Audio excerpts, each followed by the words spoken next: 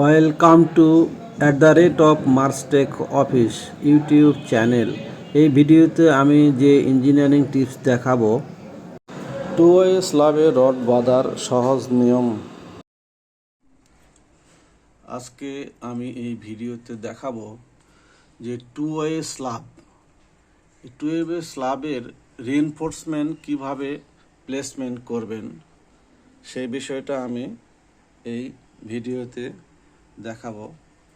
আশা করি এই ভিডিওটা আপনাদের বাস্তব জীবনে কাজে আসবে। টু ওয়ে স্ল্যাবটা হলো যে লং স্প্যান এবং শর্ট স্প্যানের যে অনুপাত, এর ভাগফল যদি দুইয়ের কম হয়, এই যে দেখেন দৈর্ঘ্য এবং প্রস্থের অনুপাত দুইয়ের কম হলে টু ওয়ে স্ল্যাব। এখন টু ওয়ে স্ল্যাবের ক্ষেত্রে লোড কিন্তু চারপাশেই লোডটা পড়ে।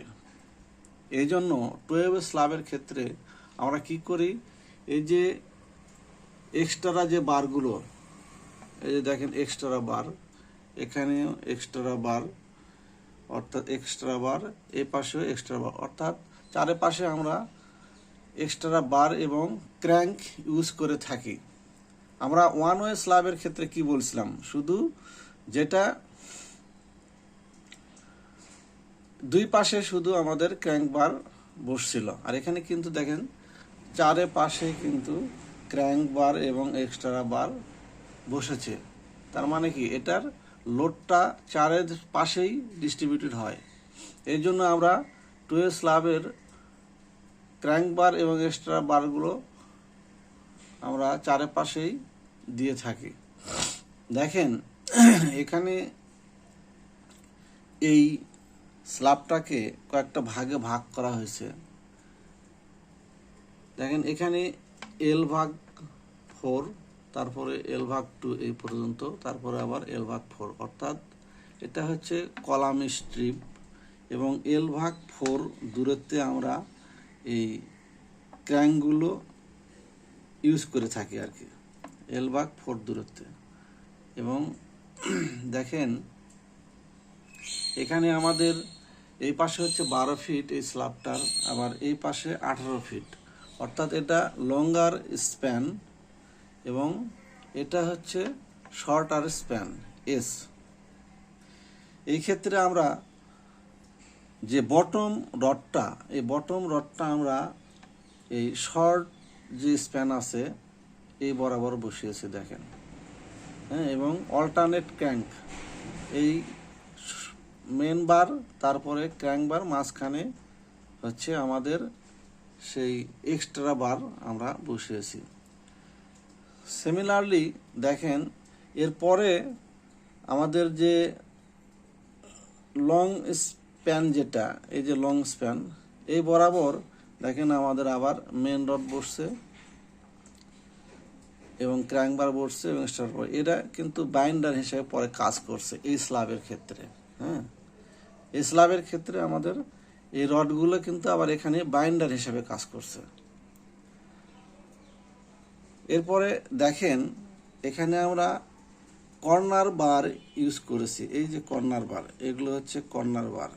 এই কর্নার বারগুলো একটা হচ্ছে এ আর একটা হচ্ছে বি, এই বরাবর যেগুলো সেগুলো হচ্ছে এ, এবং এই বরাবর যে রডগুলো সেগুলো হচ্ছে বি।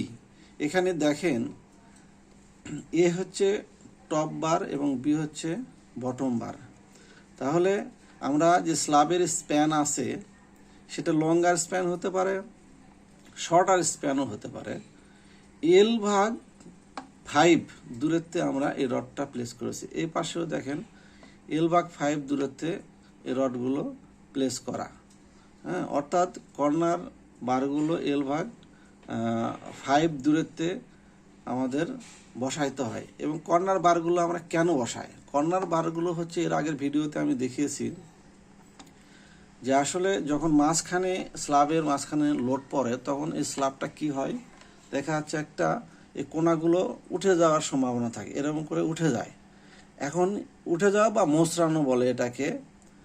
আর এই মোচড়ানোটাকে প্রতিরোধ করার জন্য আমরা এই কর্নার বারগুলো ইউজ করে থাকি।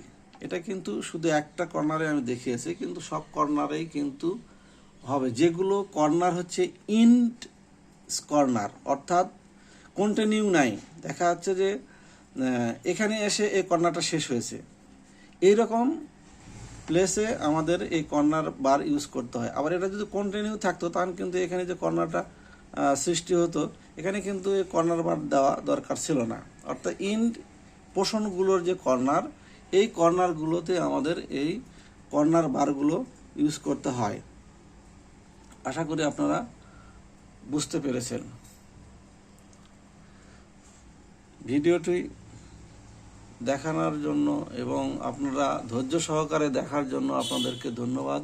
আশা করি এই ছোট ছোট ভিডিও পেতে আমার এই @MassTech Office ইউটিউব চ্যানেলের সাথে থাকবেন। ধন্যবাদ সবাইকে।